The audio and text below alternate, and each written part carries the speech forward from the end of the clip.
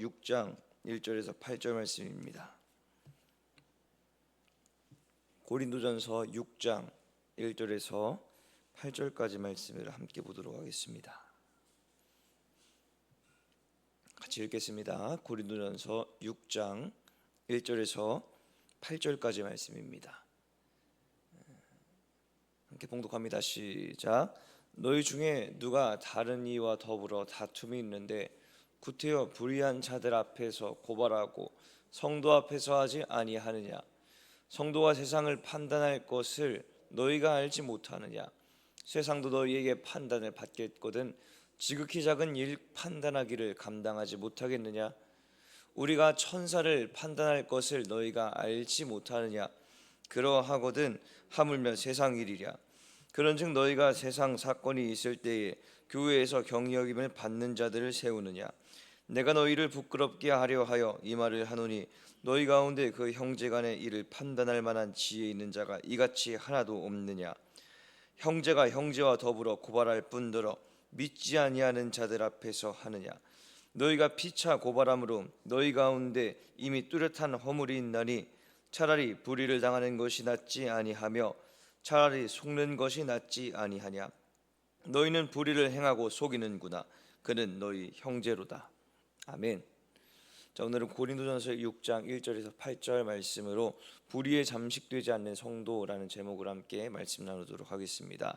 오늘 본문 내용을 함께 보면 고린도 교회 성도들이 가지고 있는 분쟁을 고발하는 것으로 시작하는 것을 우리가 볼 수 있죠. 그러므로 법정에서 진행되는 이 재판과 판결을 통해서 교회에서 일어난 일들을 해결합니다. 사실 이 모습을 오늘날 우리가 바라봤을 때 그렇게 심각하고 잘못됐다고 받아들이지는 않을 것입니다. 사회 안에서 갈등과 문제가 있을 때 해결할 수 없으면 공정한 재판을 받는 것이 더 이롭다고 우리는 받아들이기 때문입니다. 그럼에도 사도 바울은 오늘 본문을 통해서 보면 이 교회 내에서 일어난 일을 세상의 재판관들에게 맡겨서 재판하는 것은 어리석고 부끄러운 것이라고 말합니다. 사도 바울이 이 고린도 교회를 향해 이렇게 말한 것이 무엇을 의미하는지 그리고 어떻게 행하는 것이 바람직한 것인지 오늘 말씀을 통해서 한번 보도록 하겠습니다. 1절 말씀 먼저 한번 읽어볼까요? 오늘 본문 1절 말씀입니다. 함께 읽겠습니다. 시작. 너희 중에 누가 다른 이와 더불어 다툼이 있는데 구태여 불의한 자들 앞에서 고발하고 성도 앞에서 하지 아니하느냐? 아멘. 자, 1절을 보면 고린도 교회 성도들이 자신들의 분쟁 상황을 법정에 고발했음을 말하고 있습니다. 특별히 바울은 이들이 불의한 자들 앞에서 고발했다고 말하는데요. 여기서 불의한 자들은 세상의 재판관들을 의미합니다. 그런데 왜 정의로워야 할 재판관들에게 불의하다라는 표현을 썼나 하니 이들이 실제로 불의하게 재판을 해서 그런 것이 아니라 이들은 하나님을 모르고 하나님을 부인하는 자들이었기 때문에 바울은 이들을 향하여서 불의한 자들이라고 말했던 것입니다. 세상에서는 재판관들을 분명히 정의롭고 공의로운 자라고 칭합니다. 왜냐하면 이들이 판결을 내려서 사회의 질서를 잡아주는 역할을 감당하기 때문이죠. 하지만 완전하게 공의하신 분은 하나님뿐입니다. 세상의 재판관들도 하나님 앞에서는 아무리 잘 나가는 불의한 자들일 뿐인 것이죠. 더구나 세상에서 말하는 의와 하나님의 의는 의미하는 바의 차이가 있습니다. 세상에서 말하는 의가 중점을 두는 것은 사람의 행위나 공로입니다. 왜냐하면 그것밖에 확인할 수 없기 때문입니다. 마음속에 무슨 꿍꿍이를 가지고 있는지 전혀 알 수 없기 때문에 행동으로 드러나 볼 수 있는 것에 기반을 둘 수밖에 없습니다. 반면 하나님의 의는 십자가를 통해 얻어지는 믿음이죠. 로마서 1장 17절 말씀을 한번 보도록 하겠습니다. 같이 읽겠습니다. 시작. 복음에는 하나님의 의가 나타나서 믿음으로 믿음에 이르게 하나니 기록된 바 오직 의는 믿음으로 말미암아 살리라 함과 같으니라. 아멘. 그러므로 이를 정리하자면 세상의 법보다 하나님의 법이 더 우월할 뿐더러 이 성도 사이에서 일어난 분쟁은 법으로 해결하기 이전에 신앙적으로 하나님의 그 말씀 앞에서 해결하려는 것이 더 올바른 방향인 것이라고 사도 바울이 말하는 것입니다. 그러므로 2절 말씀에서 뭐라고 말합니까? 2절을 보면 성도가 세상을 판단할 것을 너희가 알지 못하느냐? 세상도 너희에게 판단을 받겠거든 이라고 말합니다. 물론 성도가 세상을 판단하다고 해서 이 세상이 지혜 있고 정의로운 자들이 다 잘못되었다는 것을 말하는 것은 아닙니다.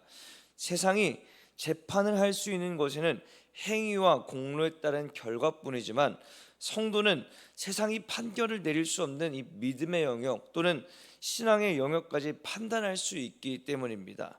그러므로 바울이 2절을 이어서 보면은 이 지금 일어난 분쟁을 지극히 작은 일이라고 말하는 것을 우리가 확인할 수 있는데요.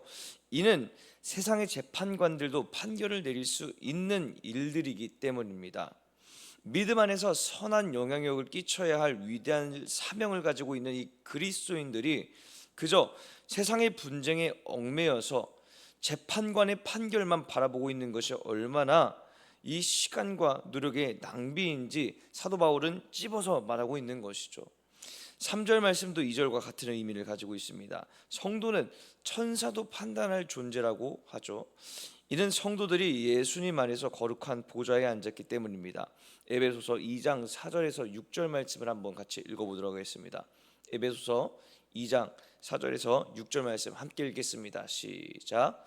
긍휼이 풍성하신 하나님이 우리를 사랑하신 그 큰 사랑을 인하여 허물로 죽은 우리를 그리스도와 함께 살려셨고 너희는 은혜로 구원을 받은 것이라.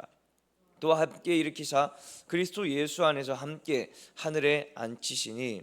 아멘. 그러므로 이 성도는 그리스도와 연합하여 하늘 보좌에 앉은 자들입니다. 그럼에도 교회의 일을 세상으로 들고 나가서 세상의 기준대로 따르려고 하는 이 고린도 교회 성도들의 모습을 바울은 계속해서 비판하고 있는 것입니다. 이 말씀을 통해서 우리는 무엇을 알아야 합니까? 성도가 성도답기 위해서는 그 안에 그리스도의 정체성이 중심이 되어야 한다는 것을 우리는 깨달아야 합니다. 교회 안에서 성도요 하나님의 부르심을 받은 자라고 해도 교회 안에서 분쟁이 있을 때 세상의 의와 세상의 기준을 먼저 찾는 것은 하나님을 업신여기는 꼴밖에 되지 않습니다. 성도는 하나님의 뜻이 무엇인지를 알아가는 믿음의 백성들입니다. 하나님께 기대고 하나님께 의지하여 하나님께서 주신 믿음과 지혜로 상황들을 풀어나갈 수 있어야 하는 것이죠.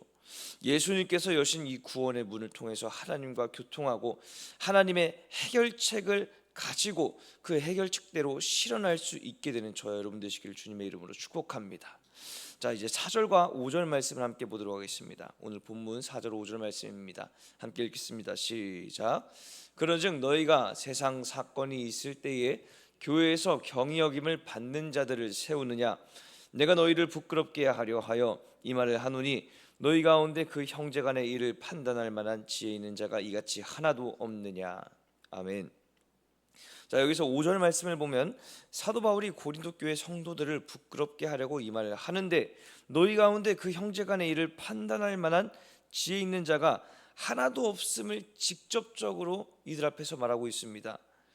이 말이 왜 이들을 부끄럽게 하는 것인지는 고린도전서 1장부터 계속해서 말하고 있습니다. 당시 고린도 교회 성도들은 자신들의 지식과 지혜에 대해서 과하리만큼 자부심을 가졌습니다. 그러므로 이들이 파벌을 만들어서 다른 파벌들을 비난하고 자신들 말이 최고라고 주장을 하죠. 그래서 바울이 계속해서 이들에게 전하기를 파벌을 나눠서 내가 맞고 너는 틀리다를 논할 것이 아니라 모두가 하나님의 동역자의 드림을 계속해서 각인시키고 있었습니다. 하지만 오늘 본문에서 이렇게 문제가 터지자 어떻습니까? 그 문제에 관련된 사람들 이외에 그 누구도 이 문제에 관심을 갖지 않았습니다. 모두 다 외면했죠. 내 일이 아닌데 굳이 간섭할 이유가 없었던 것입니다. 그렇기 때문에 문제에 관련된 자들이 교회 안에서 신앙적으로 해결하려 하지 않고 세상적으로 재판관에게 가서 판결을 받으려 하는 것을 그 누구도 말리지 않았습니다. 결국 바울은 이것을 비판하죠. 자신들이 잘났고 지혜 있는 자다 우기는 이 고린도 교회 성도들 중 그 누구도 지혜 있는 자가 없다는 것을 말입니다. 그러므로 이렇게 말합니다. 7절과 8절 말씀 함께 읽어보도록 하겠습니다. 오늘 본문 7절 8절 말씀입니다. 함께 읽겠습니다. 시작. 너희가 피차 고발함으로 너희 가운데 이미 뚜렷한 허물이 있나니 차라리 불의를 당하는 것이 낫지 아니하며 차라리 속는 것이 낫지 아니하냐. 너희는 불의를 행하고 속이는구나. 그는 너희의 형제로다. 아멘. 자, 7절을 보면 고발하는 것 자체만으로 너희에게 허물이 있다라고 말합니다. 여기서 허물은 헤테마라고 원어에 기록이 되어 있는데 이는 패배라는 말로도 사용이 됩니다. 그러므로 바울은 법정에 고발하여 판결을 받음으로 결정되는 이 승소, 패소의 관계가 없이 이미 승패가 결정되었다는 것을 말하고 있습니다. 세상의 법정에 제소하는 순간 너희는 패배자다라고 말하는 것이죠.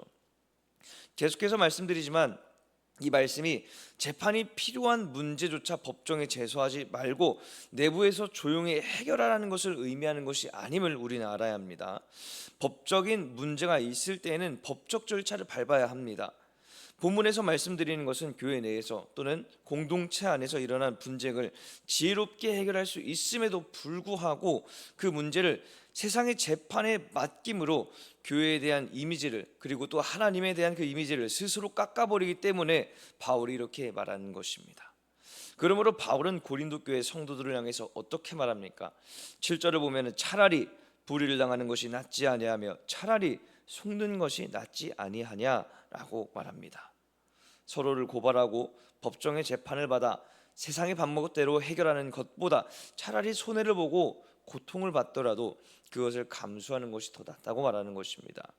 세상의 시선으로 볼 때 이 모습은 불합리한 모습으로밖에 볼 수가 없죠. 왜 그리스도인이라는 이유만으로 당하고 왜 그리스도인이라는 이유만으로 고통받고 살아야 하는 것인가 라는 물음이 들어오면 그 말에 아주 큰 일리가 있다고 동의하고 긍정할 것입니다. 이것이 세상이 주는 아주 달콤한 유혹임을 모르고 말이죠. 우리는 항상 마음 가운데 그리스도인으로 살겠다는 결심이 무엇을 의미하는지 담아둬야 합니다. 그리스도인은 예수님의 가르침을 따라 살아가겠다는 그 결단이 들어가 있어야 하죠. 이에 따라 내가 원하는 길이 있고 내가 가고 싶어하는 그 방향이 있어도 예수님의 그 말씀 안에서 우리는 절제해야 한다는 것입니다. 예수님은 우리에게 뭐라고 말씀하십니까? 마태복음 5장 38절과 39절 말씀을 함께 보도록 하겠습니다. 마태복음 5장 38절 39절 함께 읽겠습니다. 시작. 또 눈은 눈으로 이는 이로 갚으라 하였다는 것을 너희가 들었으나 나는 너희에게 이르노니 악한 자를 대적하지 말라. 누구든지 내 오른편 뺨을 치거든 왼편도 돌려대며. 아멘. 자, 이 말씀을 통해서 예수님은 우리에게 무엇을 말씀하시는 것입니까? 만약 상대방이 나에게 불만을 갖고 분쟁을 일으키려고 한다 해도 그것에 똑같이 반응하지 말고 보복하지 말라는 말씀인 것입니다. 왜 이런 마음을 가져야 합니까? 마태복음 5장 44절 말씀에 기록이 되어 있죠. 함께 한번 말씀을 읽어보도록 하겠습니다. 같이 읽겠습니다. 시작. 나는 너희에게 이르노니 너희 원수를 사랑하며 너희를 박해하는 자를 위하여 기도하라. 아멘.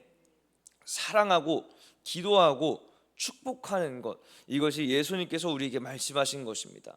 그러므로 본문과 같은 상황이 올 때 불의를 당하고 속는 것이 이 세상의 시선으로 볼 때는 바보 같고 참 어리석어 보이는 모습이겠지만 주의 자녀라면 그러한 일들을 마치 살펴맨에 난 조그만 상처처럼 여겨야 된다는 것을 예수님께서 말씀하고 있으신 것이죠. 8절 말씀을 보면 너희는 불의를 행하고 속이는구나. 그는 너희 형제로다 라고 말하고 있습니다. 중요한 것은 그는 너희 형제로다 라고 말하는 부분입니다.